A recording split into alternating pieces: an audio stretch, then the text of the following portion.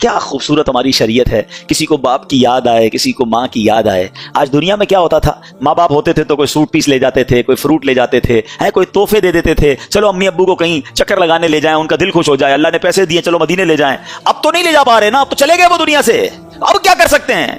تو اب بھی یہ کر سکتے ہیں کہ قرآن پڑھ کے انہیں تحفہ پہنچا دیں, اجتماع کر کے انہیں تحفہ پہنچا دیں, مسجد بنا کے انہیں ثواب پہنچا دیں. ہماری شریعت نے ایصال ثواب کا کیا شاندار نظام رکھا ہے. ایمان تازہ ہو جاتا ہے ان حدیثوں کو پڑھنے کے بارے میں. اللہ کے نبی علیہ الصلوۃ والسلام حضرت سیدنا ارمیہ کچھ ایسی قبروں کے پاس سے گزرے کہ جن پر عذاب ہو رہا تھا, قبروں میں عذاب ہو رہا تھا.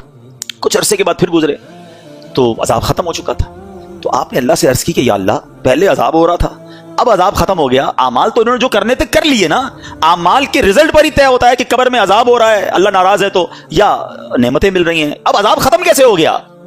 اللہ نے ارشاد فرمایا, اے ارمیہ, ان کے کفن پھٹ گئے, بال بکھر گئے, قبریں مٹ گئیں, تو میں نے ان پر رحم کیا, اور ایسے لوگوں پر میں رحم ہی کیا کرتا ہوں.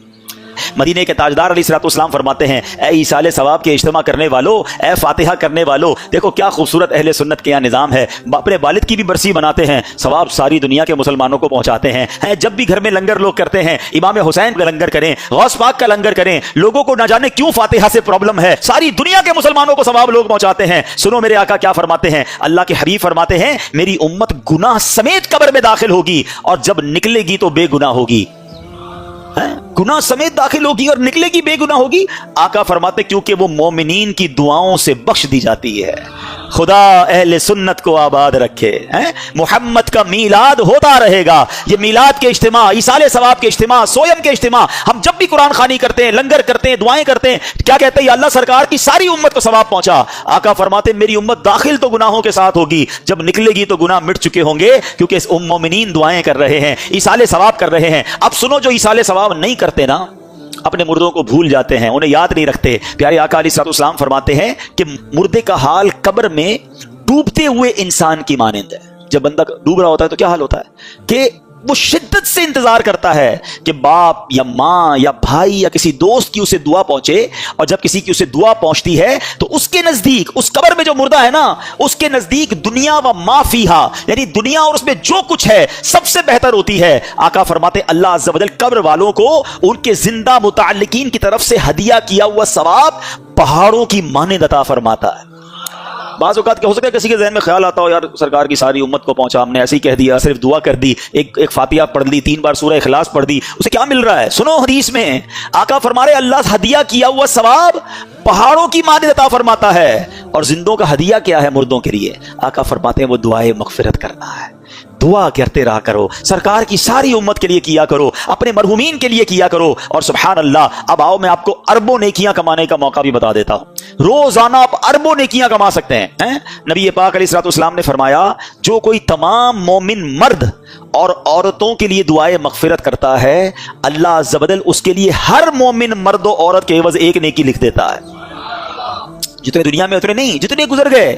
یعنی آپ نے اگر دعا کی کہ یا اللہ میرا یہ ثواب تمام مومن عورتوں اور مردوں کو پہنچا دے, ان کی مغفرت فرما دے, تو جتنے مومن مرد اور عورتیں ہیں اللہ ان کے برابر ایک ایک نیکی آپ کے نامہ اعمال میں لکھ دے گا. تو آئیے ایک بڑی پیاری دعا بھی علماء نے لکھی ہے, ہم مل کر پڑھ لیتے ہیں. اللہم اغفر لی ولکل مؤمن و مؤمنہ.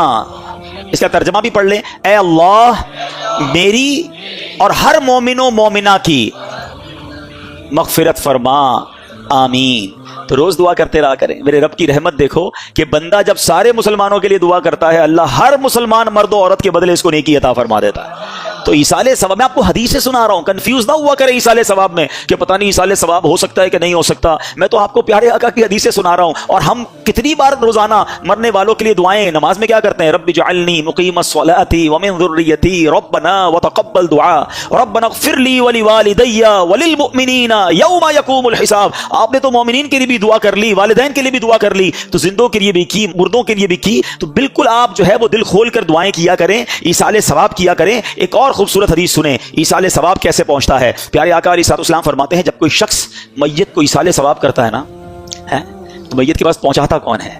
فرمایا جبریل امین اسے نورانی طباق میں رکھ کر قبر کے کنارے کھڑے ہو جاتے ہیں اور کہتے ہیں قبر والے یہ تحفہ تیرے گھر والوں نے بھیجا ہے. یہ سن کر وہ خوش ہوتا ہے، اور اس کا کوئی پڑوسی جو ہوتا ہے نا قبر والا، آقا فرماتے ہیں اپنی محرومی پر جو پڑوسی ہوتے ہیں وہ غمگین ہوتے ہیں۔ اب یہ سوچو، ہو سکتا ہے کہ آپ کے والد کی قبر کے برابر میں کسی کی قبر ہو، اس کا بیٹا تو روز ثواب پہنچا رہا ہے، آپ نہیں پہنچا رہے، تو والد کی روح تو غمگین ہو رہی ہوگی نا کہ اس کے بیٹے نے یاد رکھا ہے، اس کی بچی نے یاد رکھا ہے، اس کے رشتہ داروں نے یاد رکھا ہے، اور ہمارا بیٹا ہمیں بھول گیا ہے۔ اور میں آپ کو ایک اور بات بتاؤں کہ جو مردے ہوتے ہیں نا وہ کب کب انتظار کرتے ہیں۔ جی ہاں، یہ سن لیں کہ کچھ دن ایسے آتے ہیں کہ جس میں جو مرحومین ہوتے ہیں وہ انتظار کرتے ہیں کہ کب ان کو ایصال ثواب ہوگا۔ سیدی اعلیٰ حضرت امام اہل سنت فتاوی رضویہ جلد نمبر 9 صفحہ 650 پر نقل فرماتے ہیں کہ مومنین کی روحیں ہر شب جمعہ یعنی جمعرات کی رات، روز عید، روز عاشورہ اور شب برات اپنے گھر کے باہر آ کر کھڑی رہتی ہیں۔ جس گھر سے ان کا انتقال ہوا ہے نا اس گھر کے باہر آ کر کھڑی رہتی ہیں، اور ہر روح غمناک بلند آواز سے ندا کرتی ہے، اے میرے گھر والوں، اے میری اولاد، اے میرے قرابت داروں، ہمارے لیے ایصال ثواب کی نیت سے صدقہ خیرات کر کے ہم پر مہربانی کرو۔ ارواح گھر تک آ جاتی ہیں ان دنوں میں کہ کچھ ہمیں صدقہ کرو، کچھ ہمیں ثواب پہنچاؤ۔ کیسی اولاد ہے جو اپنے ماں باپ کو دعاؤں میں بھول جاتی ہے، کیسی اولاد ہے جو نیکیاں، اول پرابلم کیا، اب یہ ساری باتوں کا پتہ ہے حل کیا نکلے گا کہ اولاد تیار کیسی کی ہم نے۔ جو اولاد نمازی ہی نہیں ہے وہ کیا ایصال ثواب کرے گی؟ جو اولاد قرآن پڑھنا ہی نہیں جانتی وہ کیا ایصال ثواب کرے گی؟ جس اولاد کو نیکی کرنے کا شوق ہی نہیں ہے وہ آپ کو کیسے ایصال ثواب کرے گی؟ اگر باپ بھی نمازی تھا، بیٹا بھی نمازی تھا، بیٹی بھی نمازی تھی، گھر میں قرآن خوانی ہوتی تھی، رمضان کے روزے رکھے جاتے تھے، شب برات اور شب جناب قدر وغیرہ بڑی راتوں میں عبادتوں کا سلسلہ تھا، تو جب باپ مر بھی جائے گا اولاد کو یاد آئے گا آج بڑی رات ہے، عبادت کی رات ہے، چلو والد کی قبر پر چلتے ہیں، چلو اسے کچھ ایصال ثواب کرتے ہیں، آج جمعرات کی رات ہے ابو کو یاد کرتے ہیں۔ ہم نے اولاد کیسی تیار کی ہے یہ سوال بنتا ہے۔ حالانکہ میرے میٹھے اسلامی بھائیوں حدیثیں تو ایسی ہیں، ثواب تو ایسا ہے کہ سچ بتاؤں کہ ماں باپ کمال کی ہستی ہیں، زندگی میں ان کی خدمت کی تو ثواب، اور مرنے کے بعد ان کو ایصال کیا نا تو ایصال کرنے کے بعد بھی اپنا ہی بھلا ہے، ہمیں ہی فائدہ ہے۔ پیارے آقا فرماتے ہیں کہ جو اپنے ماں باپ کی طرف سے حج کرے، اپنا حج تو کر لیا، اب نفلی حج کرنے جاتا ہے، میں دعا کرتا ہوں اللہ اس عالم سب کو حج عطا فرمائے، اور جنہوں نے حج کر لیا ہے نا، فرض ادا کر لیا ہے، اب ماں باپ کے نام کا حج کرنا۔ کیوں؟ میرے آقا کیا فرماتے ہیں، جو اپنے ماں باپ کے نام کا حج کرے، ماں باپ کی طرف سے تو حج ادا ہو جائے گا، حج کرنے والے کو مزید 10 حج کا ثواب ملے گا۔ یعنی ہمارا بھی لاٹری ہے نا، ماں باپ کو تو ثواب ملے گا ہی ملے گا، ملٹی پلائی بائی ہو کر 10 ہمیں بھی ملے گا۔ اب اگر یہ حدیثیں پڑھی ہوں گی تو بچہ جب حج کرنے جائے گا تو ماں باپ یاد آئیں گے نا، کون نہ ماں باپ کو کون یاد کرے گا؟ ایک اور جگہ پیارے آقا فرماتے ہیں جب تم میں سے کوئی نفل خیرات کرنا چاہے نا، کبھی کبھی ہوتا ہے کسی مسجد میں پیسے ڈال رہے ہیں، کسی غریب کو دینا ہے، کسی کی مدد کرنی ہے، یہ تو ثواب تو ملے گا۔ آقا فرماتے ہیں اپنے ماں باپ کی طرف سے کریں۔ کیا خوبصورت شریعت ہے، کیا پیاری تعلیمات ہیں۔ صدقہ خیرات تو کرنا ہی ہے نا، کہ نیت کر لو یہ ماں باپ کی طرف سے ہے۔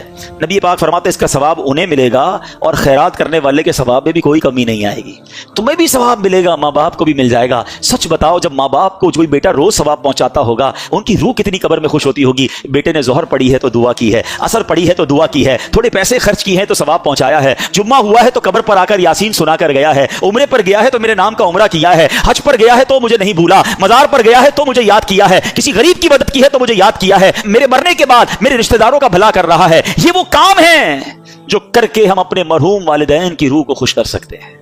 اور وہ بیٹا جو نماز نہ پڑھتا ہو، وہ بیٹا جو لوگوں کے ماں باپ کو گالیاں دیتا ہو، لوگ اس کی وجہ سے اس کے ماں باپ کو گالی دیتے ہوں، بتاؤ ان کے ماں باپ کی روح کتنی ان سے ناراض ہوگی۔ ایک آخری وسوسہ اگر کسی کے ذہن میں ہے تو دور کر دیتا ہوں، حالانکہ میں نے صرف حدیثیں سنائی ہیں، میں نے کوئی بزرگوں کے اقوال نہیں سنائے، نبی پاک کی حدیثوں سے آپ کو بتایا کہ ایصال ثواب اور خاص طور پہ ماں باپ کے لیے ایصال ثواب کے کتنے فضائل ہیں۔ مگر آؤ ایک صحابی کا طرز عمل بھی بتا دیتا ہوں، ایک صدقہ جاریہ کا کام کرنے کا انداز بھی بتا دیتا ہوں۔ حضرت سیدنا سعد بن عبادہ رضی اللہ تعالیٰ عنہ، انہوں نے نبی پاک سے عرض کی، یہ حدیث سیاہ ستہ کی کتاب ابو داؤد شریف میں موجود ہے۔ عرض کرتے ہیں حضور میری ماں انتقال کر گئی ہے، میں ان کی طرف سے صدقہ یا خیرات کرنا چاہتا ہوں، کون سا صدقہ افضل ہے؟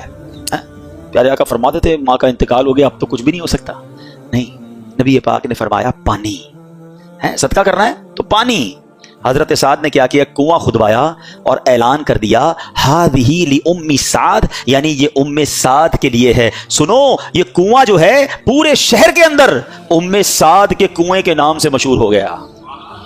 दो बातें सीखने को मिली। मरने के बाद सवाब पहुंचता है। दूसरा क्या सीखने को मिला कि अगर किसी चीज का नाम किसी के नाम के साथ जोड़ दिया जाए तो ये शिरक नहीं हो जाता, ये गुनाह नहीं हो जाता। ये समझाने के लिए होता है। ये हदीस के अल्फाज मैंने बयान कर दिए। तो अगर आज कोई कहता है कि जनाब आज मेरे घर पे गौस पाक की नियाज है, तो कोई टेंशन लेने की जरूरत नहीं है। गौस पाक की नियाज का मतलब यह है कि जो बकरा कटेगा, जो जानवर कटेगा, वो बिस्मिल्लाही अल्लाहु अकबर कहकर ही कटेगा, वो बिस्मिल्लाही गौसे आजम कहकर नहीं कटेगा। हाँ, अब नीयत ये होती है कि ये बकरा या ये जानवर गौसे पाक को इसका सवाब पहुंचे, ख्वाजा गरीब नवाज को इसका सवाब पहुंचे, मेरे माँ बाप को इसका सवाब पहुंचे। मुझे ये समझ नहीं आता, मरियम मस्जिद बन सकती है तो कोई ये क्यों नहीं कहता कि मस्जिद में क्या मरियम बीबी को कोई सजदे कर रहा है? नहीं यार, ये मेरी माँ के नाम की मस्जिद है, इबादत तो अल्लाह को होती है। मस्जिद के नाम सहाबा के नाम पर हो सकते हैं, मस्जिदों के नाम अपने माँ बाप के नाम पर हो सकते हैं, किसी को टेंशन नहीं होती है। मगर जब औलिया किराम की नियाज की बात होती है तो टेंशन शुरू हो जाती है। तो समझ लो टेंशन कुछ और है, वरना बात उन्हें भी शायद समझ आती है। तो मस्जिद तो इबादत करने लोग जाते हैं, सजदा करने जाते हैं। बिरयानी में सजदा थोड़ी होता है। जब सजदे वाली जगह का नाम तुम कुछ और रख के टेंशन नहीं क्रिएट कर रहे, तो किसी की नियाज में हमें कोई ऑब्जेक्शन नहीं करना चाहिए। और मैंने आपको हदीस से समझा दिया कि हजरत साद रज़ी अल्लाह तआला अन्हु ने